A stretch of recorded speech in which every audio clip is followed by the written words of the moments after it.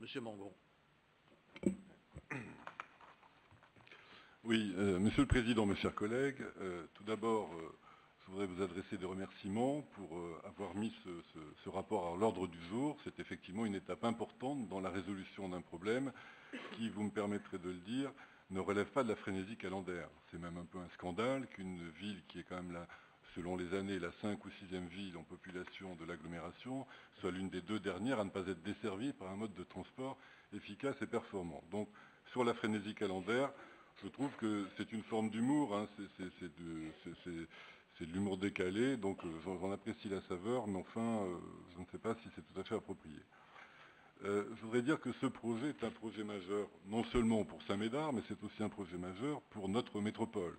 Bien sûr pour les 30 000 habitants de notre ville, mais aussi pour la façon dont nous considérons le transport en commun en site propre de manière générale, et la façon dont nous considérons la métropole. Je rappelle qu'il y a encore quelques années, il paraissait totalement délirant de dépasser les boulevards, puis après on est passé à la rocade. Eh bien oui, il y a aussi des habitants de la métropole extra-rocade, et ils méritent également, au même titre que les autres, des modes de transport qui sont performants.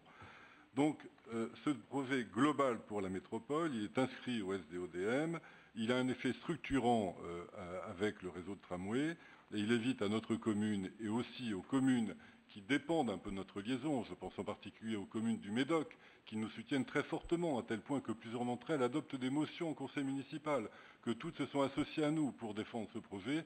Eh bien, il a un impact très fort en termes de dynamique économique et de desserte de population sur le cadre nord-ouest, non seulement de la métropole, mais plus largement sur l'ouverture vers le Médoc.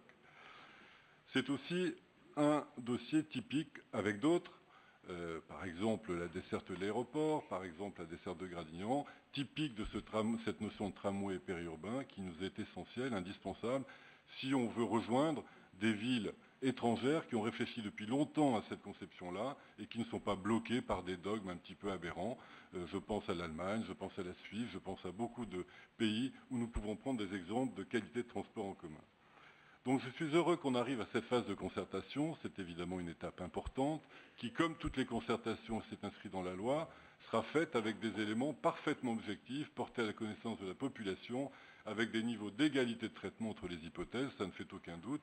Et donc, effectivement, tout ce qui tourne autour de ces notions-là, ce sont des arguments que je considère comme dilatoires. Donc nous allons l'ouvrir, et c'est un bienfait. Évidemment, vous connaissez notre choix, le choix de la collectivité de Saint-Médard. C'est celui de la grande ligne D de Cantignoles à Saint-Médard, centre, par une extension d'un peu plus de 4 km d'une ligne en construction, la ligne D qui sera achevée en 2019. Alors, je ne suis pas étonné, effectivement, que ce projet de transport, cette prolongation, suscite, comme toujours tous les projets de transport, des oppositions. Ça a été le cas partout, ça a été le cas pour la ligne D dans ses débuts. Je ne reviens pas sur ce qui s'est passé à Fond-de-Dège, au Bouscat ou ailleurs. Ce sera le cas à Saint-Médard, bien entendu.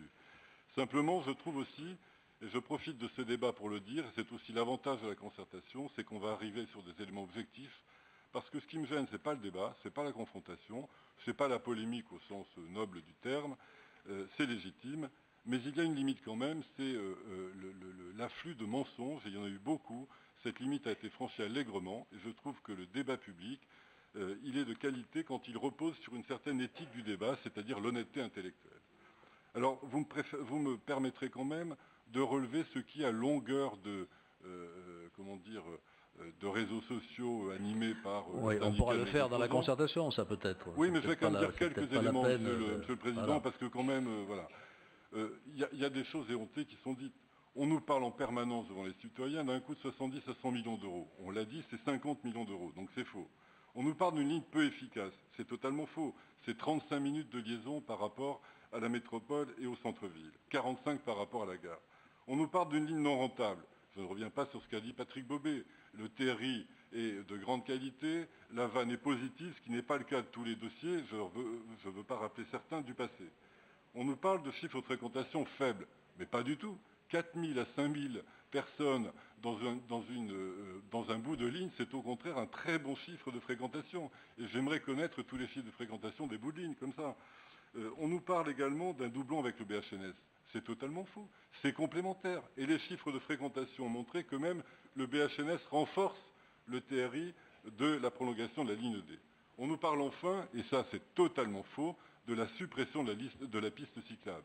C'est faux, elle sera maintenue, elle peut être préservée, valorisée, et c'est ce qui se passe dans beaucoup d'autres villes, au plan national ou au plan international, et même dans l'agglomération bordelaise, où on fait cohabiter tram et piste cyclable. On nous parle en fait ensuite du bruit du tramway. Alors d'ailleurs c'est un peu intéressant parce qu'en général, ce dont se plaignent les citoyens, c'est plutôt du silence du tramway qui fait qu'il y a des accidents sur la voirie. Mais là on nous parle du bruit et des murs fantastiques qu'on va élever, un peu comme si j'étais M. Trump. Eh bien je vous rassure mes chers collègues, je ne suis pas M. Trump, je n'ai pas cette intention-là, et personne ne l'a, et nous traiterons les problèmes acoustiques s'ils sont révélés par la concertation, avec la mesure qui convient et la qualité de traitement qui s'imposera. J'ai même lu d'ailleurs l'hypothèse d'un grillage le long de la piste pour la sécurité des piétons. A-t-on jamais vu ça le long d'un axe de tramway? C'est du délire pur. Enfin, on me dit qu'il y a une incompatibilité avec la proximité de zones Natura 2000 et des sources. C'est totalement faux. Ce sont des contraintes à prendre en compte, comme dans d'autres projets, au même titre par exemple que la ZAC Carrez-Cantinol avec plus de 700 logements qui est prévu sur le même emplacement, dans la même proximité, et ces contraintes seront prises de même manière qu'elles ont été prises pour la réserve naturelle de Bruges, Mme Terraza s'exprimait tout à l'heure, et elles seront prises en compte, notamment et essentiellement, au moment de la construction de la ligne. Au contraire, je veux vous le dire, enfin, je conclus sur la notion du report de la date. J'ai écouté avec, franchement je le dis, je ne vais pas polémiquer, amusement l'intervention de Mme Terraza, qui emploie aujourd'hui des arguments exactement contraires à ceux qu'elle a employés dans le passé pour sa propre ligne. Enfin, c'est amusant. Je veux dire qu'au contraire, le report de la date mettrait en scène une compétition entre le BHNS et le tramway. Il n'y en a pas. C'est une complémentarité et il n'y a aucune raison, comme l'a dit le Président, de retarder ça. La grande ligne D, c'est un projet écologique, je vous le dis, notamment par le report modal qu'il va entraîner. Et je vous rends attentif à un élément d'un sondage qu'on a fait réaliser. 86% des Saint-Médardais nous ont dit être prêts à abandonner leur véhicule pour le tramway. C'est quand même un chiffre extrêmement significatif et que des préoccupations environnementales ne devraient pas ignorer. Je vous remercie.